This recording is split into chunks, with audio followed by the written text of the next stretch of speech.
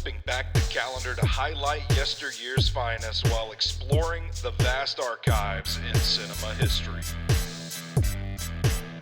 This is the Movie Review Rewind podcast on Nashville Movie Dispatch.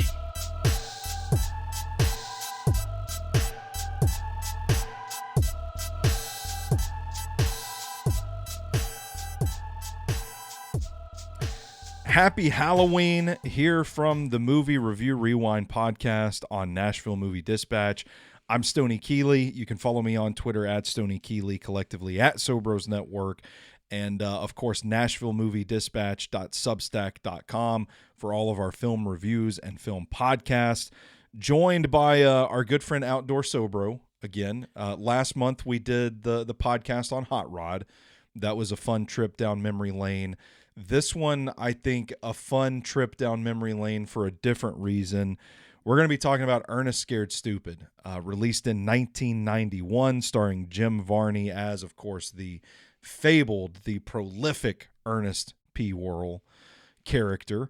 And a bit of childhood nostalgia here, because I don't want to speak for you, but for me, this was something that I think we watched in kids club every summer when it would rain outside or we had to stay in the library or something like that. They'd pop on an Ernest movie, a staple of Halloween's as a kid, but also like just kind of scary too. So like it had the right vibes. Ernest Scared Stupid did. I've been wanting to go back and rewatch this movie for quite a while now, because they aren't really easy to come by if you're not paying to rent them or if you don't own a copy of them, and you don't see too many copies of the Ernest movies just out in the wild somewhere anymore. I happened to find a DVD out at our good friends at Danger Zone Video, their shop. They had Ernest Goes to Camp, Ernest Scared Stupid, and Ernest Goes to Jail in one DVD set. And I bought it and was like, this is my chance to relive it. It just so happens to coincide with this past summer at the Belcourt Theater downtown. They ran a series of films called Nashville, A City in Film. And part of that series was Ernest Scared Stupid.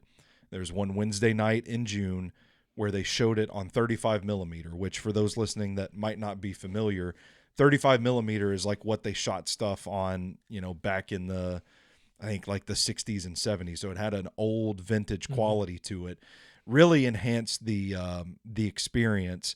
And it just kind of felt like, the time is right to relive this movie. So I went back and watched it. I was surprised at how well it held up after all these years. I think it's a much better movie than it's given credit for. I think I have a new sense of appreciation for Jim Varney.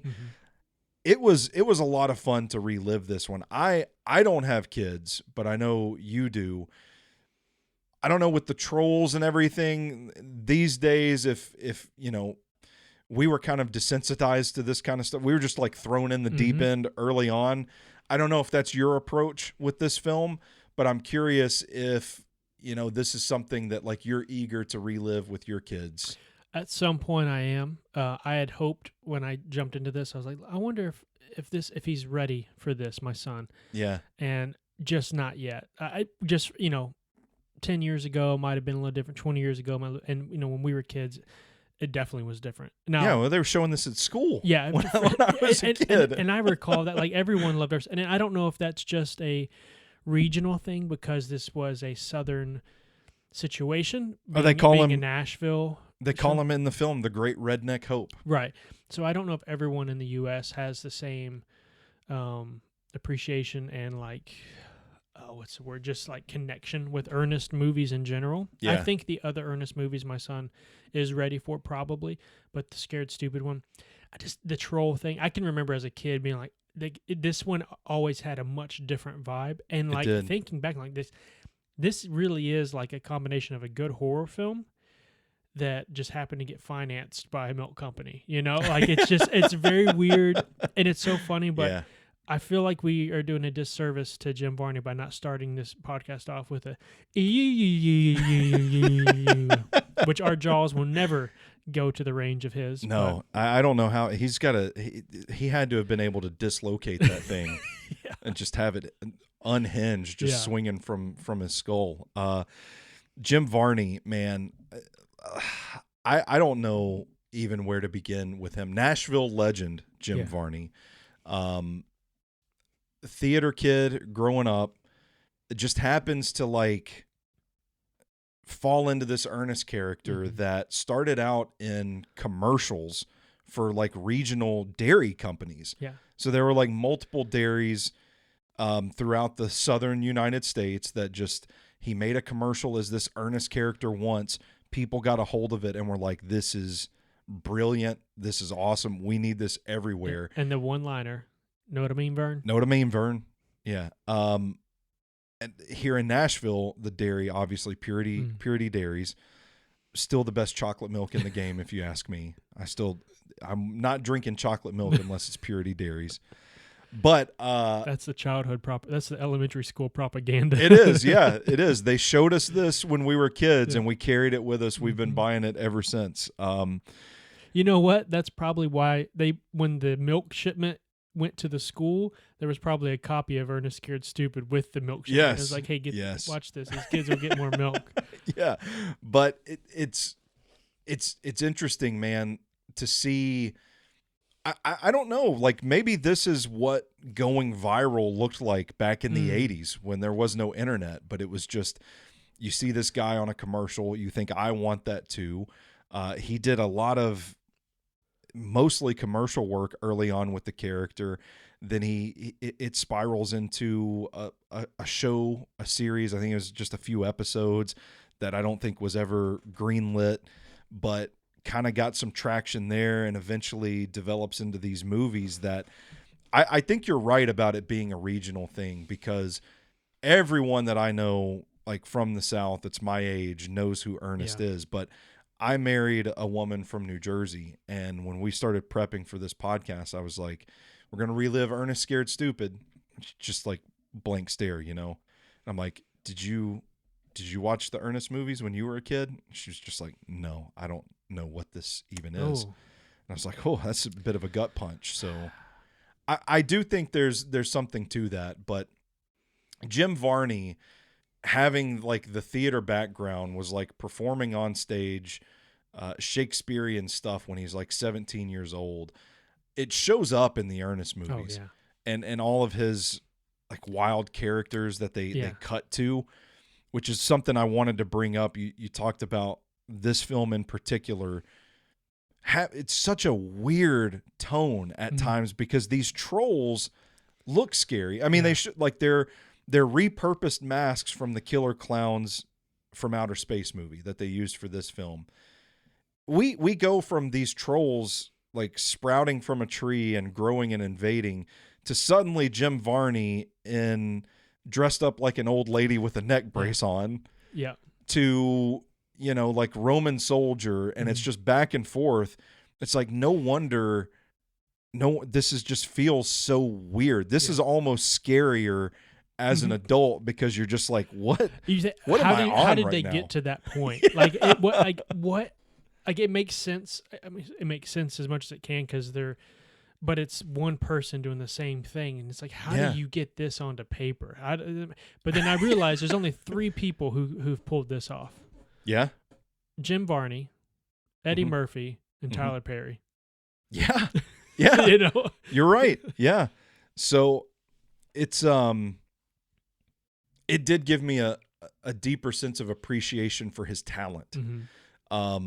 Rewatching this film and kind of going back and just realizing, like, man, this guy had some real chops. And I think knowing it now, like looking back at his legacy in the entertainment industry, you do kind of see, like, there was a guy that's kind of born for the theater deep in all this stuff. It just so happened that he struck gold with a marketable character that he could really build a career off of. Passed away in 2000 at 50 years old from lung cancer.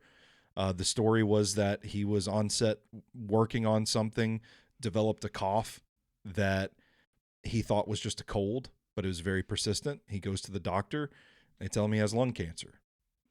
Passes away at 50 years old at his home and here in White House, Tennessee. But he was working at the time on a script, a screenplay for a movie about the Hatfields and the McCoys. And he had been expressing an interest in stepping out of the roles where he's typecast as this fumbling redneck idiot. Good as he may have been in that role, he wanted to do more dramatic stuff. And I think that's part of what makes the Jim Varney story so tragic is that we never got to see that. Like I asked you before we started recording this, I'm like, man, what does the Jim Varney version of Adam Sandler's Uncut Gems look like? Or what does the Jim Varney version of Jim Carrey's Eternal Sunshine of the Spotless Mind look like? Because I do think it's clear now, when I watch these movies as a kid, I just think Ernest is a really funny guy. Yeah. When I watch it as a 39-year-old adult, I think that dude had some real fucking talent that I don't know if he ever truly got to show what he was capable of. And I don't know if there's anyone out there right now that has that same range or capability. Because I was thinking about this too, of like, trying to compare, this is what we were used to as a kid. It wasn't abnormal. Yeah. Because we had Ernest. But I'm thinking like now for my kids' generation and maybe a little bit before, like in the past 10 years or so, like there hasn't really been a thing like this. No, I mean, I don't know who comes to mind. I mean, maybe it's just because I just don't think they allow it anymore. Maybe I don't know. Yeah, maybe you're not allowed to because it's very creative, and that creative process is. And back to you and I last month spoke about comedy and the dangers that is associated with risk taking in the industry right now with comedy. I think it's the same way.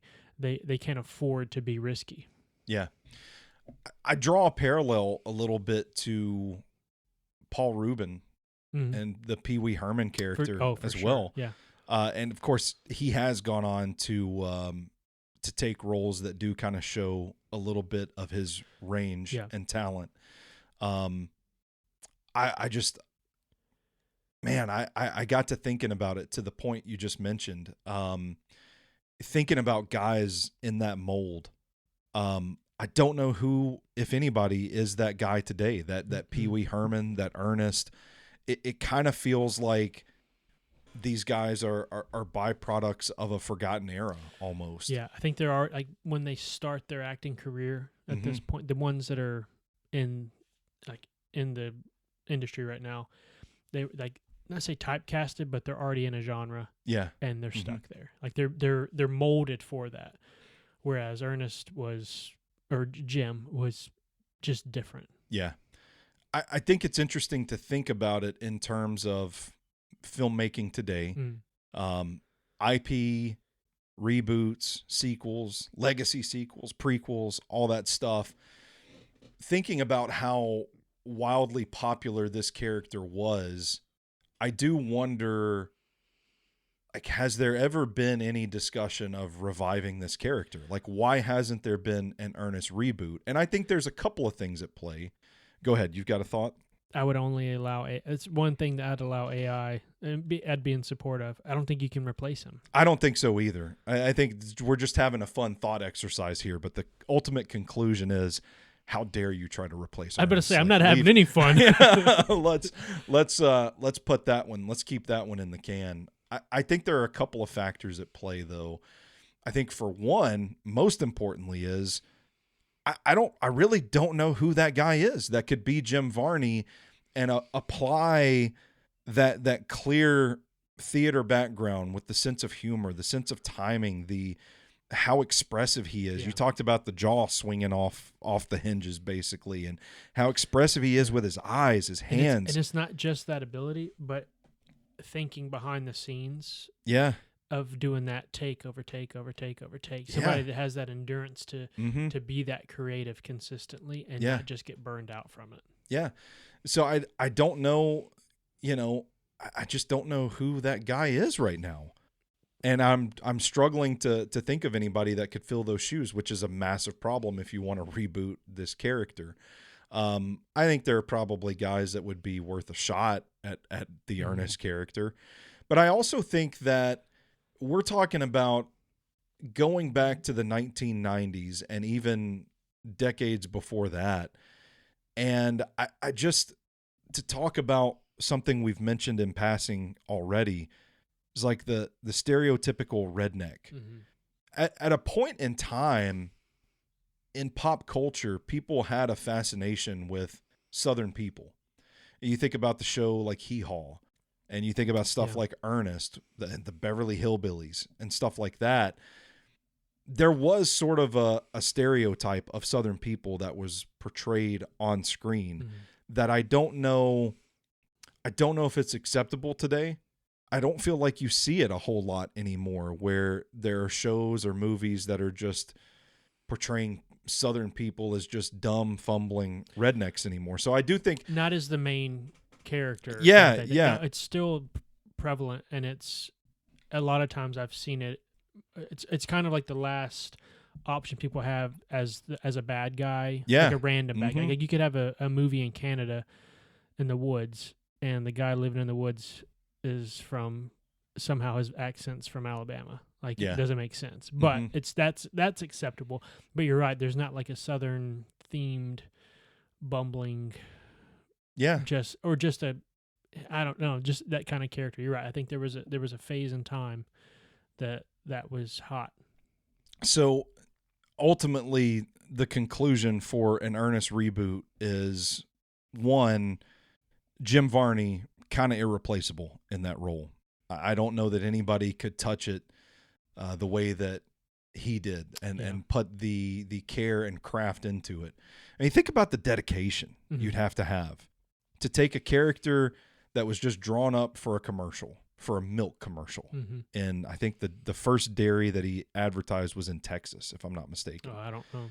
But to take that and turn it into basically a film franchise, because there are several of these Ernest films out there, and reliving this has made me want to go back and relive all of them.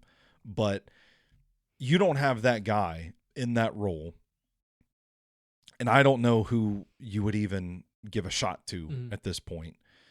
And then two, we don't know, like, does the general public even have an interest in this style of content anymore? Like, is the fascination with the South as these comic characters, and we're not looking at Southern people as basically putting on a show for us anymore.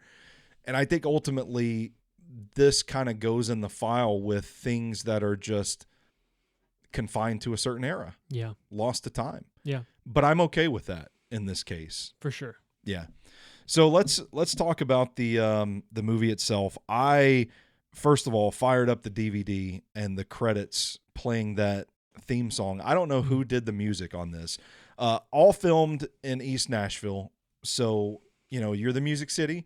Maybe you just got the right team based out of Nashville to do this, but I thought the opening theme song and the introductory clips, the opening credits where they're borrowing scenes from other classic horror movies. Shout out to Nosferatu in there. Yeah, I didn't remember it either, but I thought, man, that goes pretty hard. This is this kind of feels like a bit of 90s nostalgia here in and of itself, and just I will by say, the credits. Prior to the credits opening, the Touchstone Pictures scene where he goes and like the little, I don't know, the little animation kind of goes through and it stops in the circle.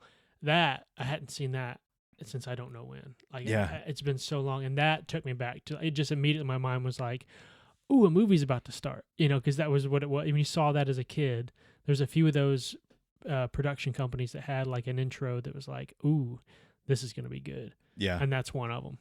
Yeah, so that was really fun. Had some fun with that.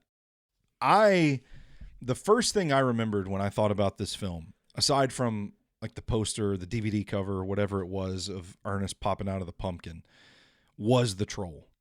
I mean, to me, like, that was the thing about this film. probably, I saw some people on Letterboxd mention this when they were discussing the film. And I never really thought about Ernest Scared Stupid in this venue, but you look back at it and you're kind of like, man, I feel like this is probably what got me into monster movies as a kid. So when you think about it, not that, this is something you should strive for, getting your kids into horror movies, but as horror fans, you're impacted at an early age by it. It's films like Ernest Scared Stupid that kind of serve as a gateway to some of the more scarier stuff. And this, to me, I looked back on it and I do remember thinking like, man, I got into monsters because of Ernest Scared Stupid and The Troll. I think there's two films and they just happen to come out in similar I don't know when the other one came out, but in our childhood that just like imprinted Halloween, Halloween theme, Halloween fun, trick-or-treating on a fun night, but also, and somehow they made this seem almost like a New England-ish kind of feel with the Halloween themes, even though it was in Nashville. But what I'm talking about on the other film is Hocus Pocus. Between those two, I think it just set the vibe for kids in the 80s and 90s kids of what Halloween feels like. Yeah. And I don't think that's been recreated. I feel like Hocus Pocus is kind of largely considered the like 90s kid, 90s nostalgia, Halloween vibe movie gold standard. And so I did kind of catch myself comparing this film to Hocus Pocus in a lot of ways. And by the time I got to the end of it, I was like, this kind of blows Hocus Pocus out of the water. Yeah. I mean, in my opinion anyway.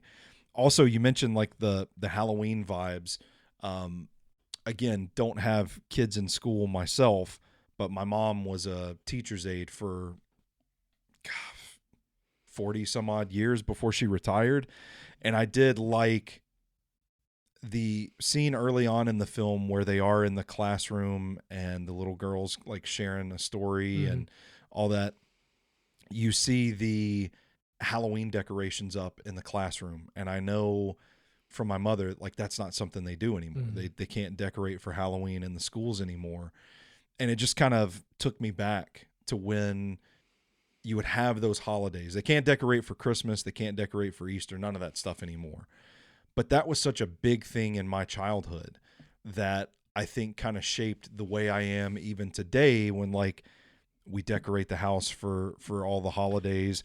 I burn candles based on the season. Yeah. Right now we're burning pumpkin stuff and at Christmas we'll burn stuff that smells like Christmas trees.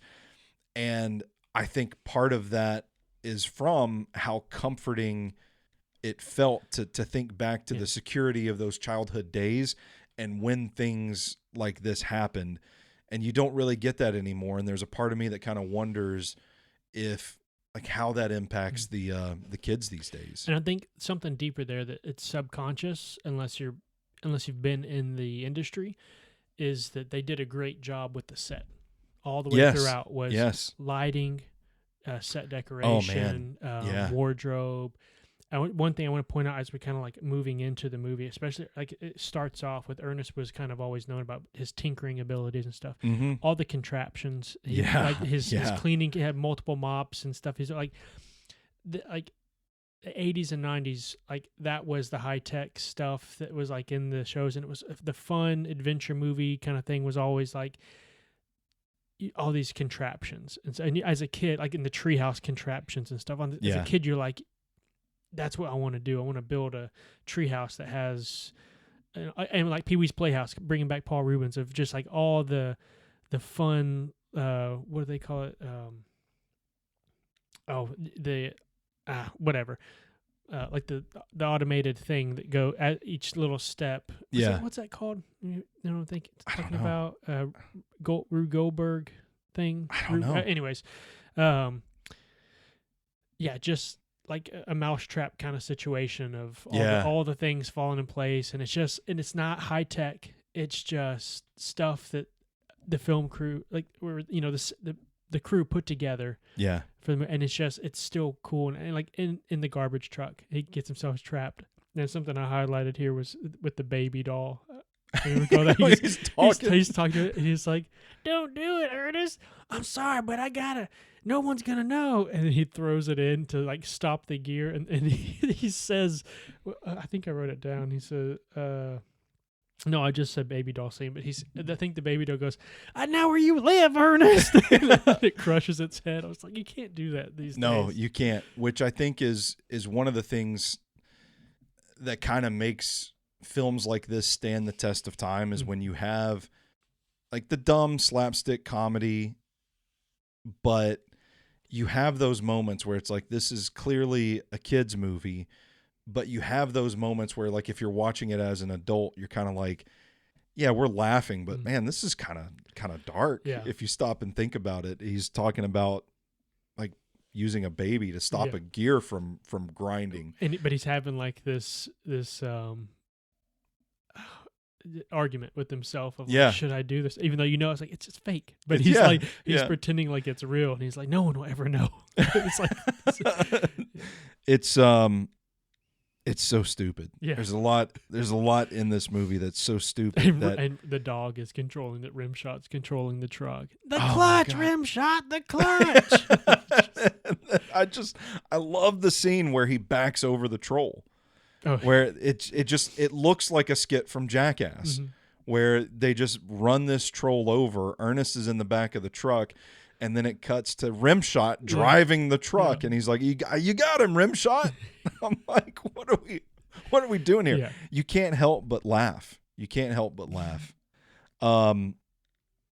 I do think the man, I feel like I had a note there. Oh, the production stuff.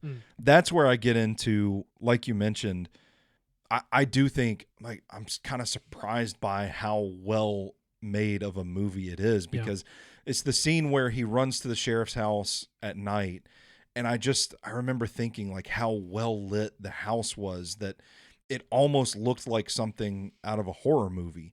And I think that alone, like being able with the lighting and with the set design to just kind of set the vibe automatically, where we don't even need a plot to move. We don't even need lines delivered to just feel like, oh, this is a creepy movie set in Halloween.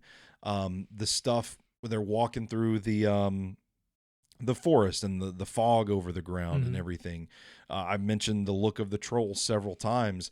A lot of this felt just like, and you can see, and like you can see the care and the craft that went into building this set out. And I think that's one of the things that you don't appreciate as a kid. Of course, you're just there to watch and laugh. But like I said about really appreciating Jim Varney's talents, it's watching this through a different lens, being on the earth for 39 years at this point, and thinking, man, they put some thought and care and hard work into this thing to make this such an iconic film. Yeah.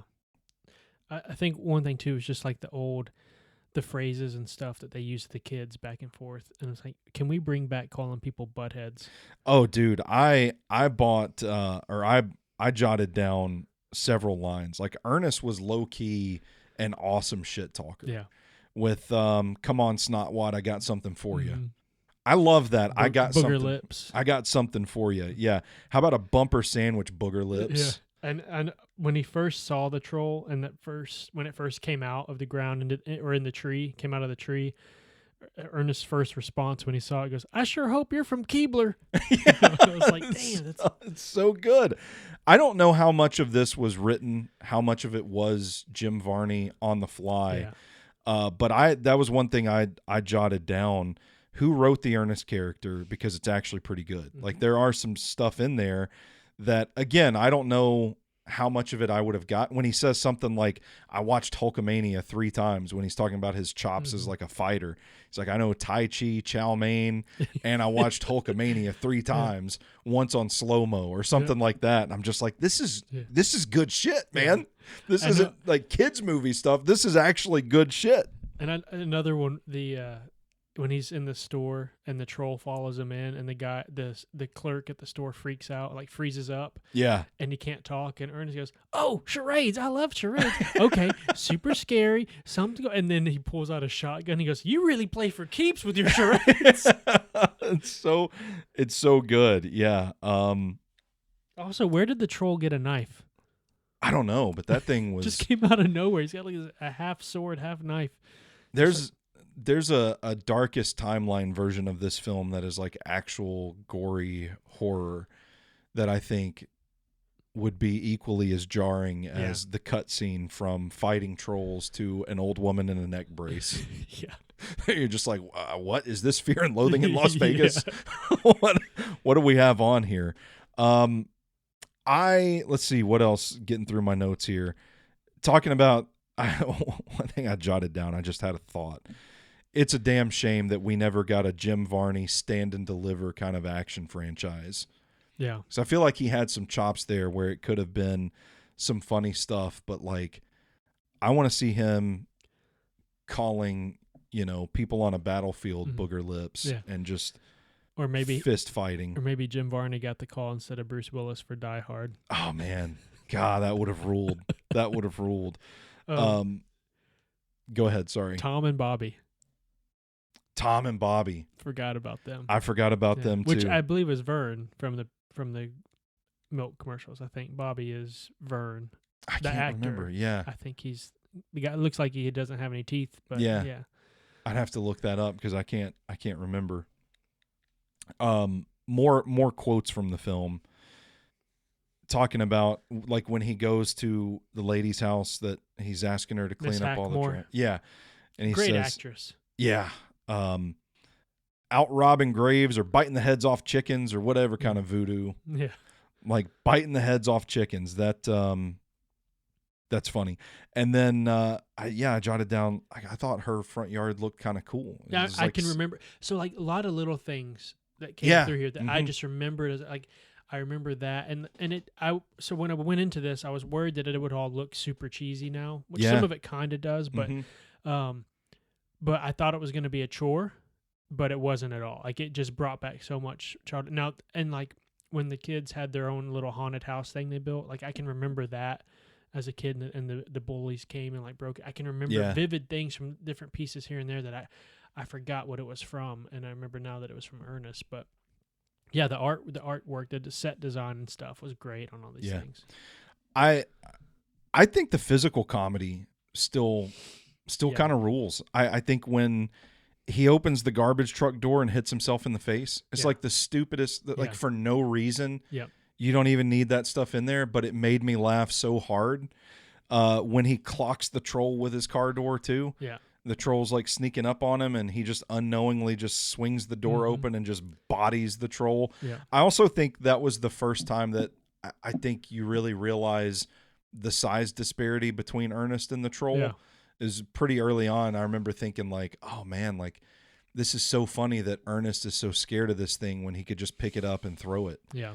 Like just, that's what I'm saying. Like there's a dark version of this film where Ernest just picks this troll up by the feet and just swings him into a tree and just breaks him in half kind of deal. But I think I've been watching too much Ernest and the dissonance between scary and old woman in a neck brace. So I don't, maybe that's where the idea comes from. But I did think there was a lot of funny stuff like that. Like the idea of weaponizing pizza. Yeah. Like throwing pizza at the kids was like, man, I got to thinking, I think this is the movie that probably got me into wild tree houses. Because I was a treehouse kid. I always wanted one. Yeah. I would sit down on pieces of paper and just draw out like blueprints for tree houses and take them to my parents and be like, can you make me this? And my dad would be like, son, that tree is 50 feet tall. Like I can't get up 50 feet in the air and build you a tree house. So no. Yeah. And like that contraption, the pizza slinger and the canned food shooter, like it was essentially like a PVC version of the cannon from American Gladiators. It was. Yeah. Awesome. Yeah. That was so cool. But that's, kind of being in touch with with like the kids at the time. Like we were all into those kind of gadgets and the tree houses and all that stuff. So again, just kind of smart writing, smart filmmaking that I wasn't really expecting to pick up on when reliving this. Jim Varney, the Ottoman Empire Botswana history lesson we got. I just continue to be impressed by how well he really owned that kind of stuff and how it wasn't just the slapstick redneck humor of Ernest that he put into these films. And let's see. Oh yeah, the last note that I have that we haven't talked about is the Purity Dairies product placement. Glad to see that Ernest appreciates gas station food as well. Yeah, there was one whenever he finally accepted his fate as being the one to take it on, because Miss Hackmore said the great redneck hope, and he goes, the great redneck hope. He just embraced his destiny. But also I feel like at the end it happened twice. Like he thought he was done fighting it, and then the big troll came back, and like all these kids are essentially dead. Yeah. Right. And the parents don't know that they can come back. Yeah. They essentially just lost their kids. And Ernest beats this thing, and they're all cheering him on. They're circling around. Everyone's celebrating. It's like, have you forgotten? And the kids start coming out, and they're like, oh, yeah, here's the kids. I was like, what kind of afterthought? Yeah. Well, listen, it was 1991. Yeah, that's true. Yeah. Well, that's true. They didn't know where the kids were the whole freaking week. Yeah. That's true. It had been, that was just a regular old Tuesday back then. So yeah, that concludes my notes on Ernest Scared Stupid. I would encourage people of our age to go back and relive this one. Jim Varney, a Nashville icon. The Ernest character, a Nashville icon. This movie held up surprisingly well to me. Is there anything else you got in the notebook that we need to empty before we get out of here? No, I want to encourage everyone to watch the rest of the Ernest, because I'm going to as well. It brought it back, and I can remember some clips from other movies here and there that I'm like, I need to watch it and just see, because there's got to be some gold in there that we never caught at the time. That's what I'm saying, man. Yeah. I'm gonna go back and rewatch them. What does your ideal Halloween look like these days? So we're at that point of like the kids getting to an age of like, let's get into the mood, for Halloween and stuff.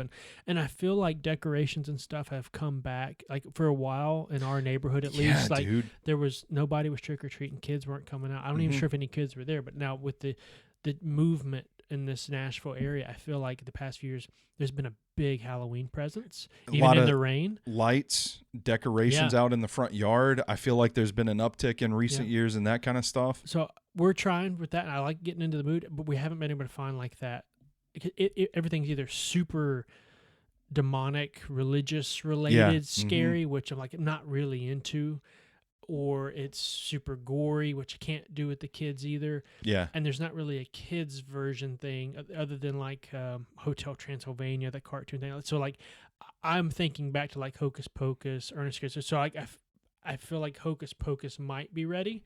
I don't think Ernest Scared Stupid he's quite ready for, just because of the troll situation. Even I was raised differently. I happen to have a parent who told me that Pennywise the clown lived under my bed. Oh, that's good. So things were different in those days. So so I'm trying to find that balance. But I think this year it's been a little bit of a mix of getting ready for that nostalgia. Trying to. I don't want us to like just force our nostalgia down the throat, but I feel like the kids nowadays don't have their own. They don't, yeah. Even like Nicktoons back then in the Halloween episodes. Yeah, that's true. But it might be cyclical. Those kind of things might come back. But we'll see. Our ideal Halloween, we usually take a 6-pack of beer and a cooler out into our cul-de-sac and sit with a couple of our neighbors and pass out candy all night. And that's pretty good with me. Yeah. So hope you're all, whatever you're doing out there on this fine Halloween, staying safe, staying responsible. This has been another festive episode of the Movie Review Rewind podcast. He's Outdoor SoBro. I'm Stoney Keeley. This is Nashville Movie Dispatch. You can check out all of our work at NashvilleMovieDispatch.com. And until next time, you stay classy, moviegoers.